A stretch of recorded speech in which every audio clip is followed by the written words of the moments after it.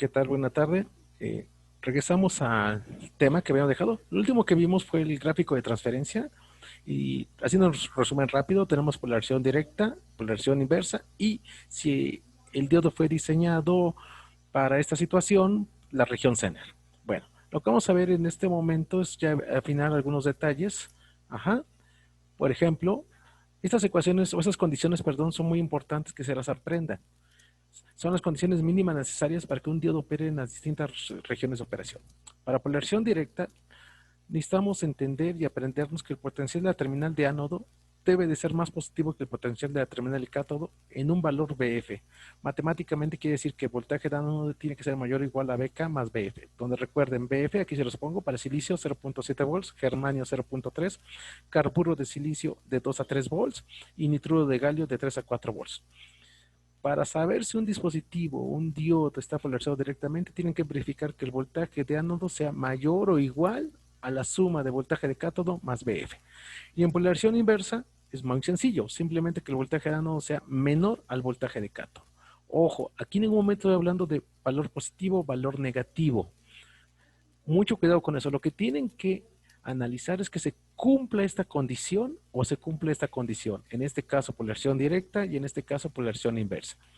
Y para saber si el diodo Zener, si es un diodo Zener y está trabajando en la región Zener, se tiene que cumplir que el voltaje de cátodo tiene que ser menor al voltaje Zener y menor al voltaje de ruptura. ¿Sí? Esto lo vamos a ver en el tema de reguladores de voltaje. Para efectos de ir avanzando en este curso, esta expresión, esta condición es importante y esta condición también es importante. Bien, una vez que hemos entendido ya el principio de operación del diodo, que hay una región directa, hay una región inversa, el comportamiento de acuerdo a la ecuación de Shockley y todos esos detallitos finos que hemos ido analizando, vamos a entrar a otro punto que es el modelo del diodo. ¿Sí? El diodo, si lo vemos como una figura, no nos da mucha información si está dentro de un circuito eléctrico más complejo. Tendríamos que quitar el diodo y sustituirlo por un modelo. ¿Qué es un modelo? Es una aproximación del dispositivo de acorde al principio de operación que hemos estado analizando. Cada dispositivo que analicemos va a tener su modelo. Entonces, vamos a empezar con el diodo, que es el dispositivo más sencillo, el de dos terminales.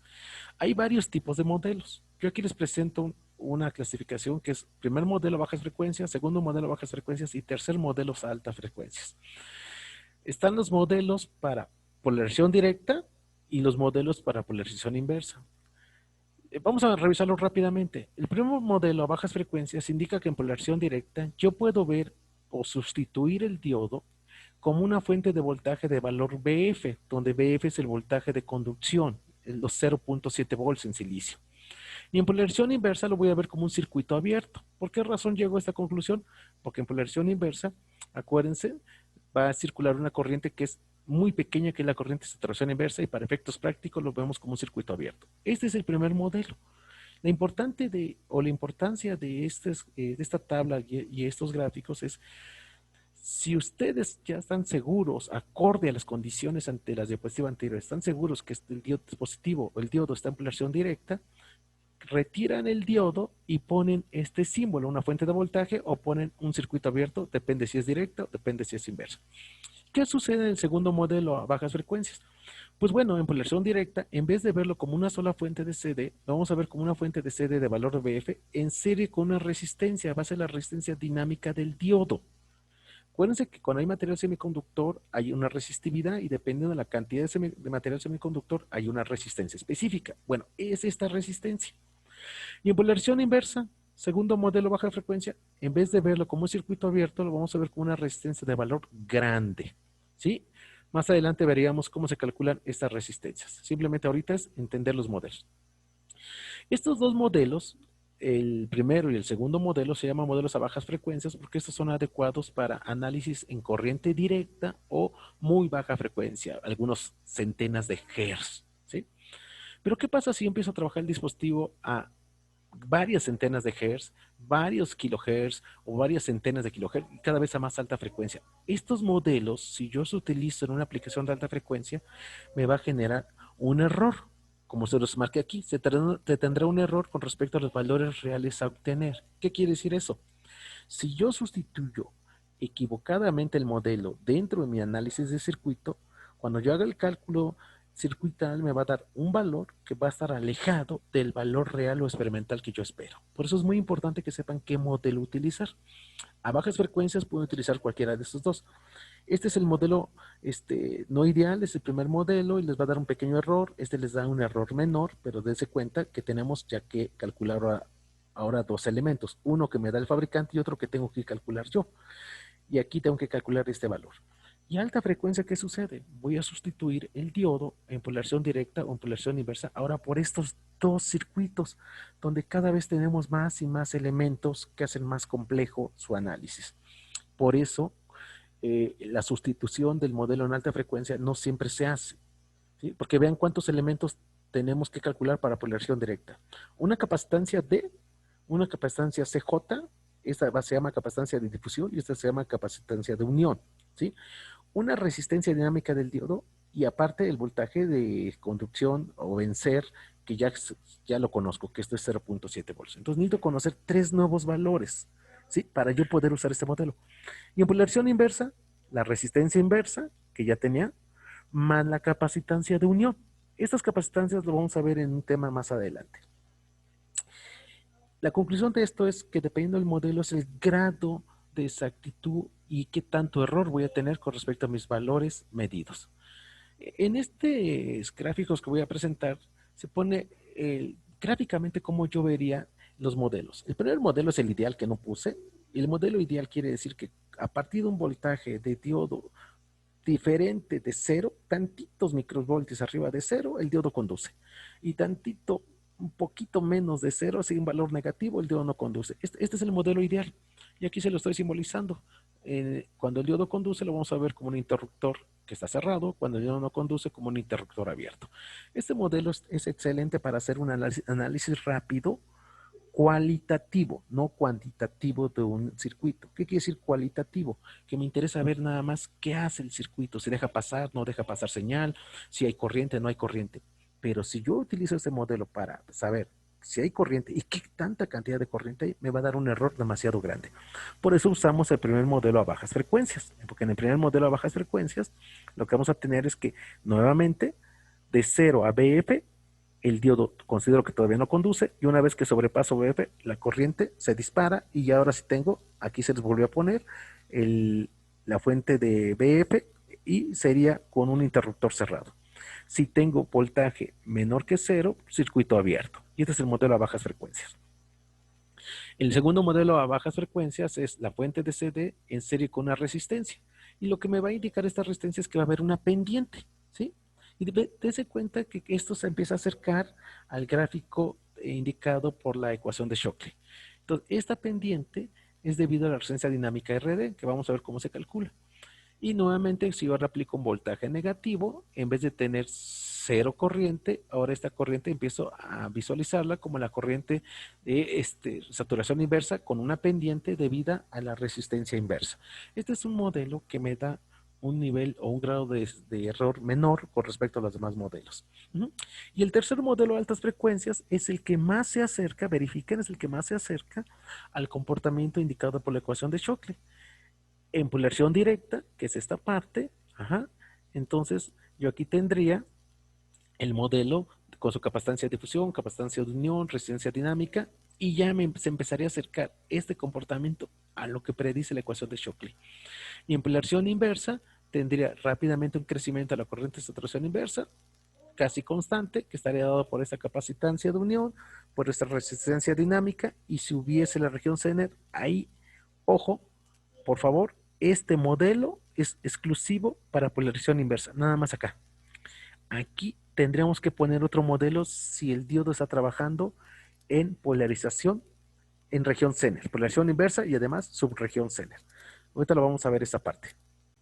Bien, entonces tenemos algo que se llama resistencia dinámica, capacitancia de difusión y capacitancia de unión. Vamos a ver qué tanto avanzamos en el cálculo de estas capacitancias.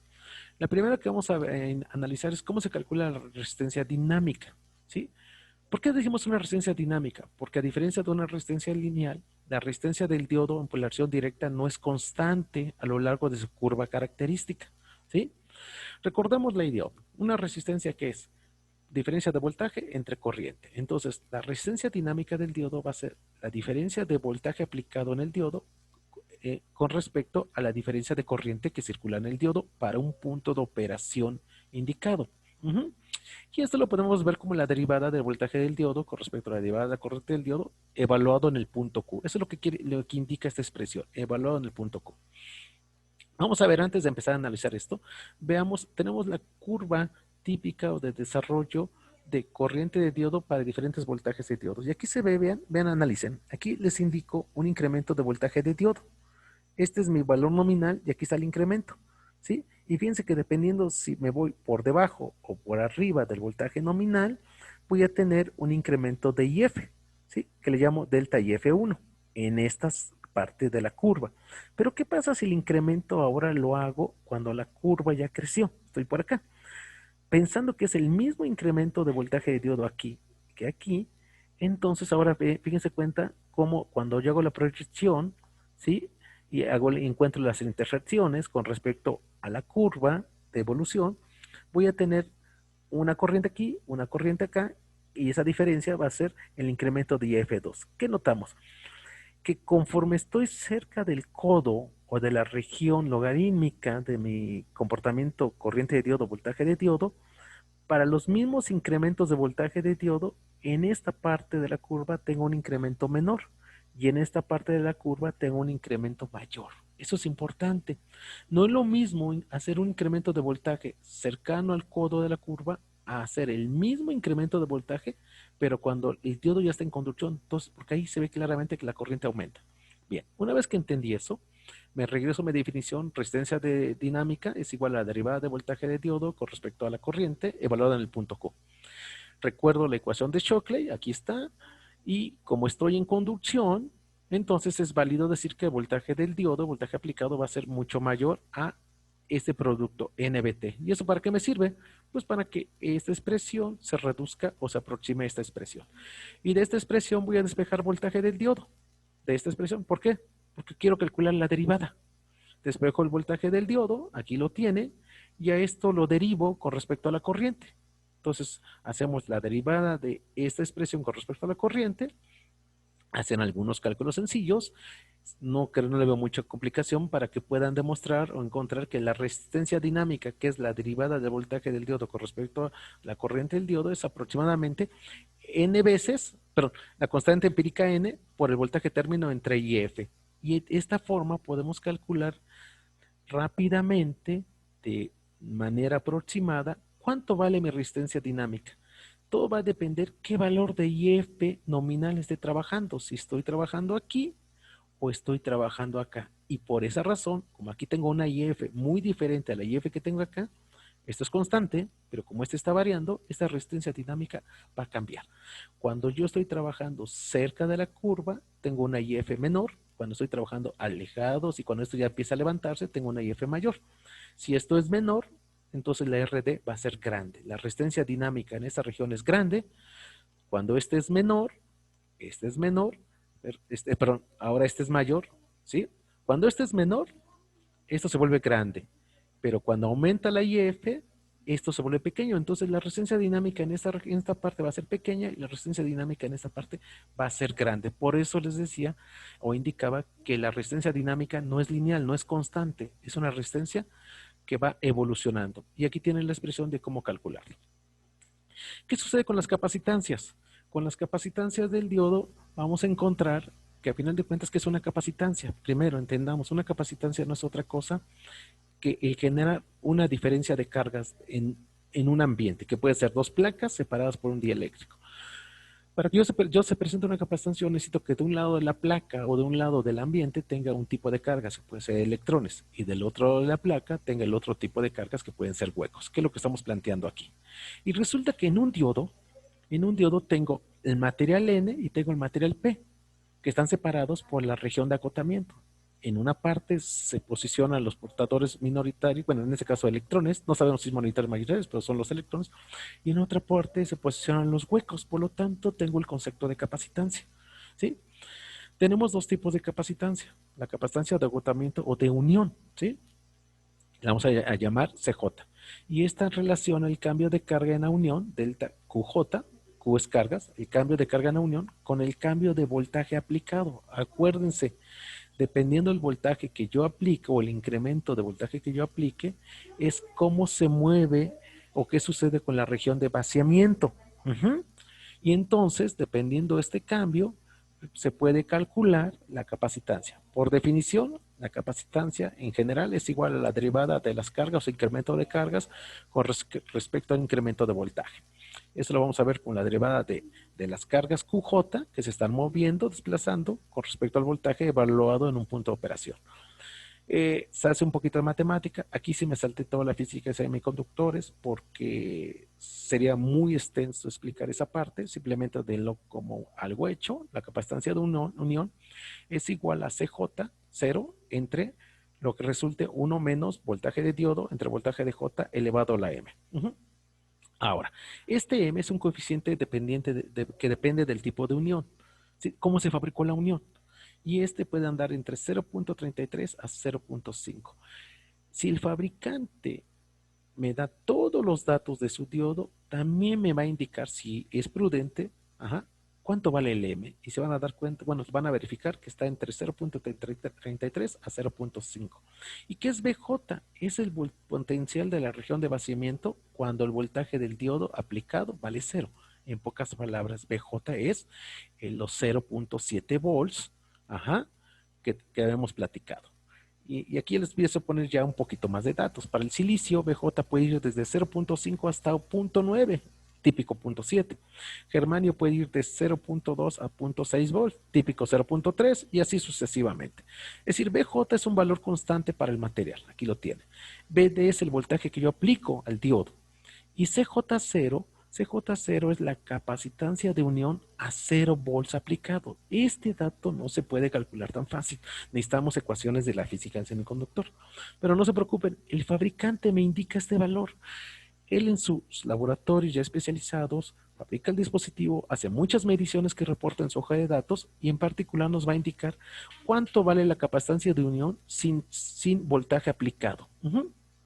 Y este valor, que sería este que está por aquí. Este valor nos lo da el fabricante y entonces ya con eso podemos calcular nosotros en forma muy aproximada cuánto vale la capacitancia de unión en función del voltaje que yo esté aplicando a mi diodo. Y eso nos va a servir para aplicaciones en base a la frecuencia. No hablo más de eso, viene una parte en el curso que vamos a platicar muy rápidamente para qué sirve el que podamos calcular esta capacitancia. Pero de esa manera la pueden calcular. ¿Sí? La otra capacitancia es la capacitancia de difusión o de almacenamiento. Se presenta cuando se polariza directamente a la unión, polarización directa.